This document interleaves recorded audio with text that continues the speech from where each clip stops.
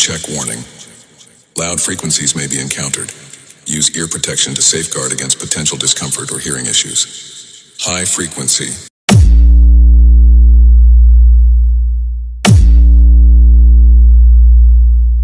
Sound check complete. Now close your eyes and feel the vocal.